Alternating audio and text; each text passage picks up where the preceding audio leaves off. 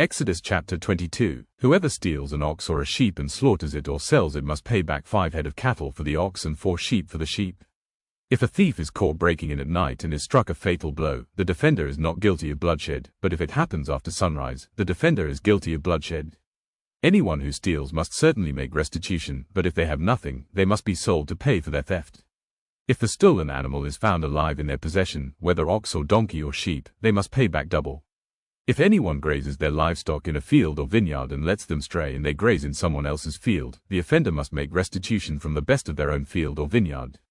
If a fire breaks out and spreads into thorn bushes so that it burns shocks of grain or standing grain or the whole field, the one who started the fire must make restitution. If anyone gives a neighbor silver or goods for safekeeping and they are stolen from the neighbor's house, the thief, if caught, must pay back double. But if the thief is not found, the owner of the house must appear before the judges, and they must determine whether the owner of the house has laid hands on the other person's property. In all cases of illegal possession of an ox, a donkey, a sheep, a garment, or any other lost property about which somebody says, "This is mine," both parties are to bring their cases before the judges. The one whom the judges declare guilty must pay back double to the other.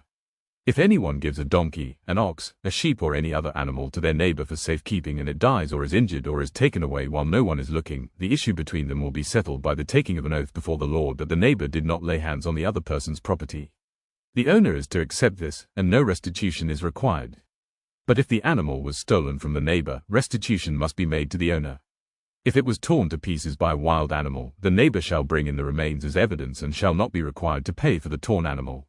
If anyone borrows an animal from their neighbor and it is injured or dies while the owner is not present, they must make restitution. But if the owner is with the animal, the borrower will not have to pay. If the animal was hired, the money paid for the hire covers the loss. If a man seduces a virgin who is not pledged to be married and sleeps with her, he must pay the bride price, and she shall be his wife. If her father absolutely refuses to give her to him, he must still pay the bride price for virgins. Do not allow a sorceress to live. Anyone who has sexual relations with an animal is to be put to death.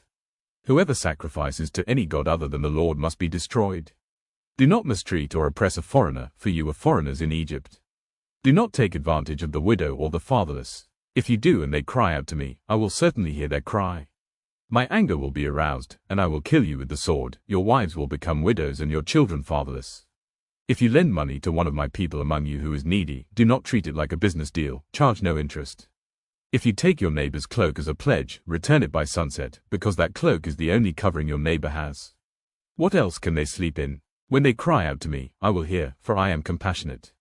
Do not blaspheme God or curse the ruler of your people. Do not hold back offerings from your granaries or your vats. You must give me the firstborn of your sons. Do the same with your cattle and your sheep. Let them stay with their mothers for 7 days, but give them to me on the 8th day. You are to be my holy people. So do not eat the meat of an animal torn by wild beasts, throw it to the dogs.